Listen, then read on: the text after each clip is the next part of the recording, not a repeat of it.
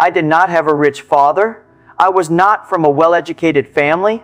I was not from money. I was not from privilege. I had none of those things that people say you need to succeed, and yet here I am. So let me tell you something, everything they told you about what it takes to win, most of it is wrong. I tried 3 times to get into university, 3 times, and 3 times I failed. The 3rd time, I had no choice but to attend the teacher's college, considered the 3rd or 4th best institution in my city. People looked down on it. People looked down on me for going there. But I will tell you this today, and I mean every word, the teacher's college was the best university I ever attended, better than Harvard, better than Wharton, better than any Ivy League school you can name. And speaking of Harvard, I applied there 10 times. 10 times.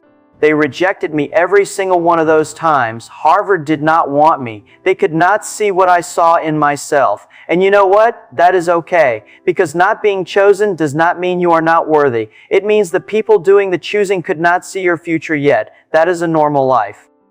That is a real life. The struggle is real. At that time, things were incredibly difficult. I was frustrated in ways that I cannot fully describe. I was teaching at a university, a job I was proud of, and my salary was $10 a month. $10. $10 a month. $10 a month. You cannot live on that. You cannot build a future on that. You cannot take care of a family, build savings, or even dream too far ahead when every day is about just getting through. It was not easy. I will never pretend it was easy.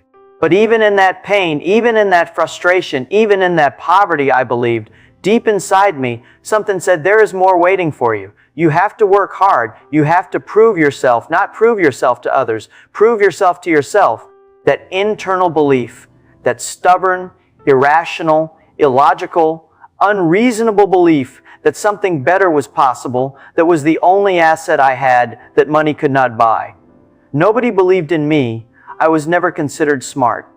I want you to really hear that, because I know many of you have been told the same thing. People looked at me and did not see potential. People looked at me and said, this guy is strange. This guy thinks differently. This guy talks about things that will never work. Nobody agrees with him. Nobody supports his ideas. And they were right. Nobody agreed. Nobody supported. Nobody believed. Except me. In 1994, I visited the United States for the first time. And that is when I saw the internet, the computer, and this early version of what the world would become. Something clicked inside me. I thought, this thing could be big. I had no technical background. I was not a programmer. I was not an engineer. I was a former English teacher who barely scraped through university. But I looked at this technology and I thought the world is about to change. Honestly, I did not know how big it would become. Not like this. Not at the scale we see today. Nobody could have predicted that. But I saw the direction, I saw the possibility, and I chose to walk toward it when everyone else was walking away. People said I was crazy. They said, Jack, you know nothing about technology. Jack, you have no money. Jack, you have no connections. Jack, you have no investors. Jack, nobody believes you. And I said, I believe me. Because of the path I have walked, I have been fortunate enough to know many remarkable people. Bill Gates, Warren Buffett, Jack Welch, Larry Page, Mark Zuckerberg, people whose names you know, people who changed industries, who changed the world, who built things from nothing. And I want to share something with you, something I noticed about every single one of them. They are always optimistic about the future, always. Not blindly, not naively, but fundamentally, structurally optimistic. They wake up every morning believing that tomorrow can be better than today, that problems can be solved, that the future belongs to those who build it. They do not complain. This is critical. The complainers, the people who spend their energy pointing at problems without ever trying to solve them, they never build anything great. Complaining is the opposite of creating. The moment you shift from this is broken to how do I fix this, you have crossed from ordinary to extraordinary, and the most powerful insight I can give you about opportunity is this. Opportunity always lives where people are complaining. Read that again. Let it sink in. Every complaint is a problem. Every problem is a gap.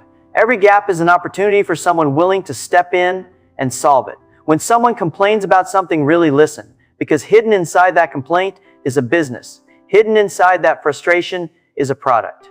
Hidden inside that pain is an idea worth building.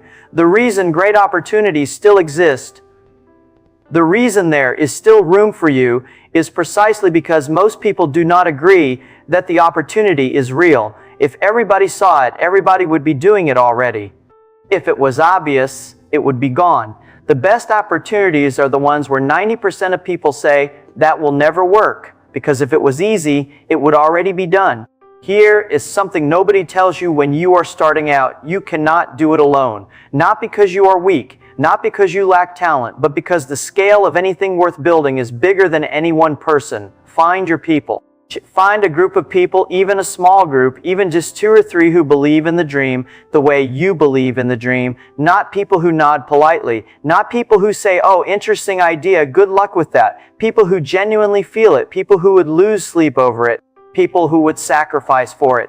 Because here is what I learned the hard way. It does not matter whether investors believe in you. It does not matter whether your friends believe in you. It does not matter whether your parents believe in you. What matters is that you believe in it and that your team believes in it. Everything else can be figured out. Funding can be raised. Skills can be learned. Connections can be built. But if you do not have belief, if the people around you do not share the vision, nothing else matters. So be careful about who you let into your inner circle. Protect the dream, not by hiding it, but by surrounding it with people who will fight for it the way you fight for it. Work day and night on this, not forever, not without rest, but with intention, with focus. With the understanding that in the early days, the work you put in is planting seeds that will grow long after the hard season is over. Let me speak directly to the young people listening to this right now. You have something that no amount of money can buy.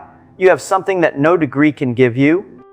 You have something that the most successful, most experienced, most accomplished people in the world are constantly trying to get back. You have time. You have youth. And youth is not just about energy, though you have that too. Youth is about possibility. It is about the fact that your story is not yet written. It is about the fact that your best chapter has not yet begun.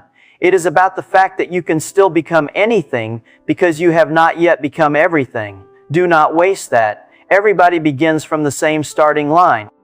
We are all born with nothing. We are all equally helpless at the beginning. The difference between where you end up and where others end up is entirely determined by what you do with the time between the start and the finish. So do not complain. Let other people complain. Let other people spend their energy pointing fingers, blaming the economy, blaming the government, blaming their parents, blaming their circumstances. While they are busy complaining, you get busy creating. Think. Use your brain, not someone else's, not the algorithm. Not what everyone around you believes. Your brain. Ask yourself, is there an opportunity here? Is there something I can do that makes a difference? Is there a problem in front of me that I could actually solve? And when you find the answer, when you see that gap, when you feel that pull, do not just write it in a journal. Do not just talk about it at dinner. Do not just dream about it every evening and then go back to the same routine every morning. Make the move. Take the action. I've seen so many young people, brilliant young people with ideas that could have changed everything. They had the vision. They had the passion. They had the intelligence, but they were waiting for the right time, waiting for the right conditions. Waiting for someone to give them permission. Nobody is coming to give you permission. The right time is now. The right conditions are the ones you are already in. And the permission, the only permission that matters, comes from within. Every single day, the world resets. Tomorrow is new. That is one of the most beautiful and most terrifying things about being alive. Beautiful because it means that no matter how many times you have failed, no matter how many universities rejected you, no matter how many investors laughed at you, no matter how many people told you it was impossible, tomorrow you get to try again. And terrifying because it means that if you waste today, tomorrow will come and go the same way. You have to work hard. There is no shortcut. There is no secret formula. There is no algorithm that replaces effort. Either you work hard for someone else or you work hard for yourself. Those are your choices. I chose to work for myself. But working for myself did not mean working only for myself. That is the misunderstanding people make about entrepreneurship, about ambition, about building something. When I say I work for myself, I mean I chose my own direction. I chose my own vision. I chose to build something that I believed in. But everything I built for others. The real secret, if you truly want to work for yourself, if you truly want to build something that lasts, then you must think about others every single day. More than you think about yourself. Make sure you are helping people. Make sure the thing you are building makes someone's life easier, better, more meaningful. Make sure that at the end of the day, when you look at what you created, you can say, this mattered to someone other than me. Because here is the truth, the real truth, the one that took me years to fully understand. You are only as successful as the people you help. You are only as happy as the happiness you create for others. Your business only grows when your customers succeed. Your team only stays when they feel valued. Your legacy only endures when the world is genuinely better because you are in it. The people who build lasting things are not the ones who chase the most money.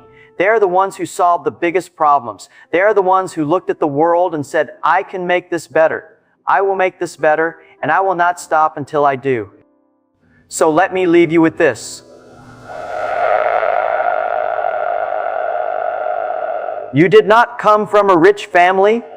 Good. Neither did I. You failed your exams? Good. So did I. Nobody believes in your idea? Good. Nobody believed in mine either. You have been rejected, overlooked, underestimated, dismissed? Welcome to the club. It is a very large club, and some of the most extraordinary people in human history are members. The question is never who believed in you before you succeeded. The question is always, did you believe in yourself before anyone else did? Because that is what separates the people who build something from the people who watch others build things. Believe in yourself. Find your team, look for the complaints, solve the problems, make the move, take the action, and remember every single morning, no matter what happened yesterday,